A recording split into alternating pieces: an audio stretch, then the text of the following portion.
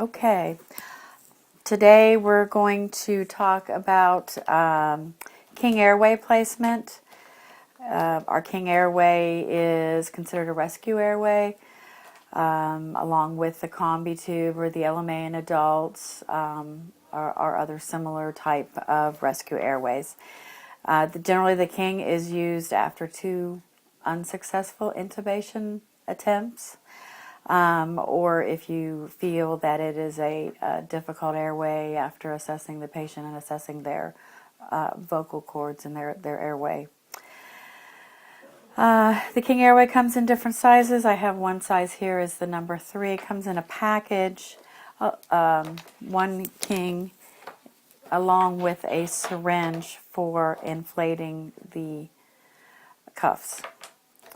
Your patient should already have an oral nasopharyngeal airway in place, and someone is ventilating the patient while you're preparing your equipment. The King Airway has 2 cuffs that fill up from one syringe, and each King tells you how many milliliters of air that it required to inflate the cuffs. And then you can use your syringe that comes with it to drop the appropriate amount of air.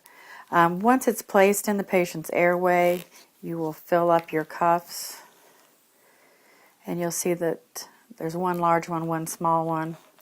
The large one is in the patient's oropharynx, and the smaller one ends up in the patient's esophagus.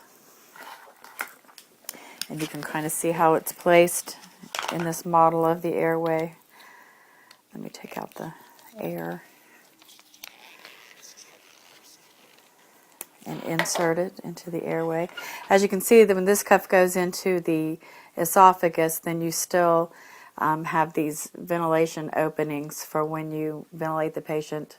That air will go into the lungs. And it also has a port up here at the top for suctioning the esophagus, or the esophagus in the stomach is what the other little port is here at that end. Okay, so when you insert the King Airway into the patient's mouth, you'll grab the jaw and tongue and just insert it blindly. There's no need for a laryngoscope to view the vocal cords.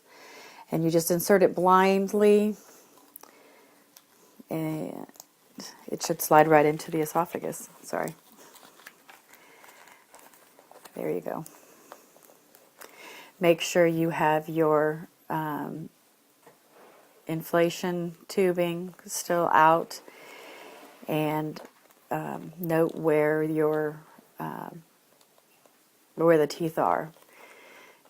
The King Airway, it goes in until you meet with resistance, and you hold it in place, holding the patient's jaw and the tube, and inflate the cuffs inside the patient's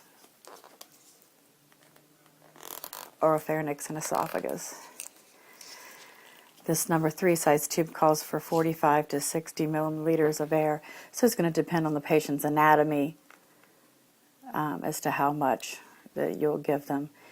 You'll blow them up until you either have filled them with 60 milliliters or till you meet resistance. Your pilot balloon here should be inflated.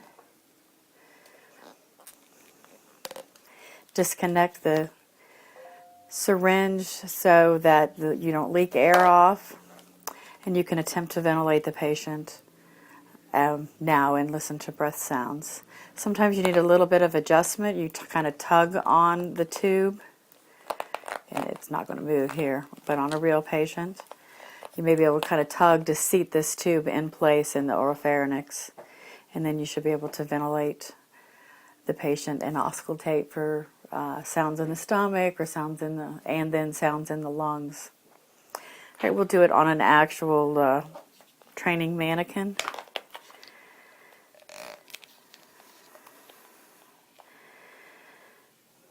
Again, the King Airway is generally going to be used after 2 unsuccessful intubation attempts. or if you assess the patient and airway and find that you are not going to be able to actually insert an intubation tube. I am probably going to need some lubricant.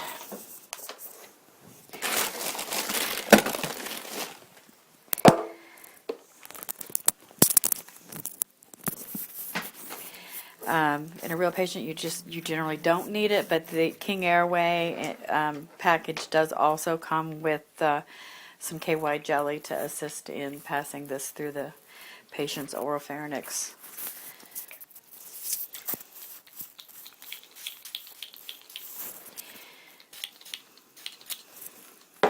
And with the KY jelly, you'll rub it all over the end of the tube and over the balloons. So again, keep your airway in a neutral or slightly head tilt chin lift, and just grab the tongue and jaw, directly insert the King Airway until you meet with resistance, or until the colored hub at the top is at the teeth. Okay. Hang on to the tube until it's seated in place. Fill the syringe with air and fill your balloons with air, the appropriate amount that it says on the package for the size tube. Again, this one was 45 to 60 milliliters or cc's. Okay, my pilot balloon is filled. The bulbs are filled. Give it a little tug and make sure it's kind of seated in place, and attempt to ventilate your patient with the bag valve mask.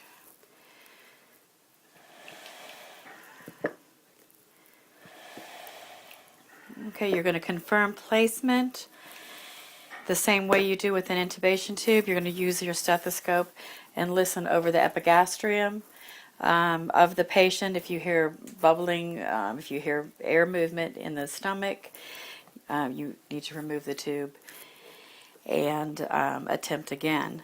Then also listen over the lungs, anteriorly and laterally. Listen for air movement in both lungs. Right main stem bronchus placement should not be an issue with the King Airway. It's not long enough to get down into the bronchial tubes. Okay, you can secure the King Airway. Commercial devices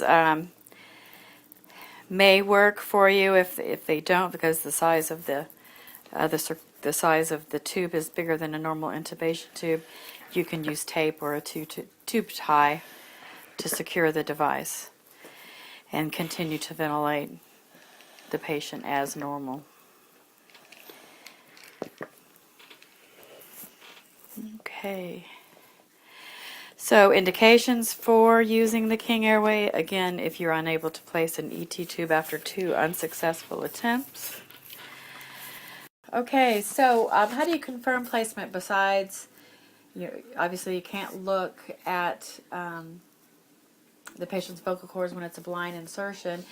You can confirm by watching for fogging in the tube, listening over the epigastrium, listening over the lungs.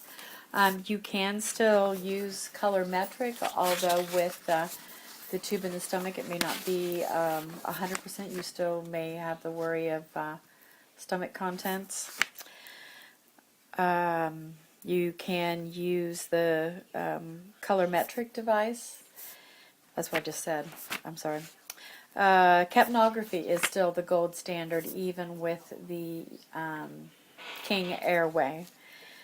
The EDD, the esophageal detection device, is only to be used with an intubation tube, so it is not indicated for confirmation of the King Airway.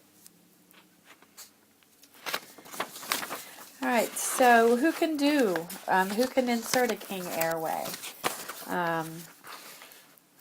First responders or EMT responders cannot. EMTs, advanced EMTs, and EMT paramedics can all use the King Rescue Airway.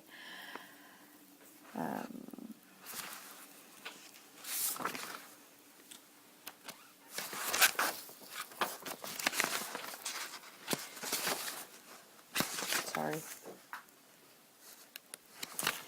Okay. So we've already gone over the skills. The different sizes for the King Airway are the size 3, 4, and 5. We actually carry size 3 and size 5, which should meet the needs of any patient size. They're not indicated for children. The King Airway is a rescue airway for adults only, and is secondary to intubation attempts. The LMA can also be a rescue airway for adults, and the LMA is your primary airway for pediatric patients.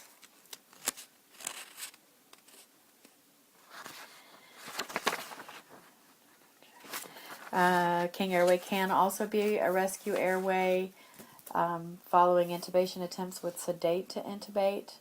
Again, try to assess your patient prior to sedation for the type of airway they have, if you have a chance of a successful airway with an intubation prior to going to the King. But the King Airway can be your rescue airway, as well as an LMA, and lastly the quick trach airway for your sedate to intubate. You'll continue to ventilate your patient just as you would with an intubation tube placed. You can hyperventilate in case of a head injury with the King Airway in place also. And of course you can intubate or place the King Airway in a trauma patient using the jaw thrust method also. It just may be a slightly more difficult placement than the head tilt chin lift placement, but they can be used in trauma.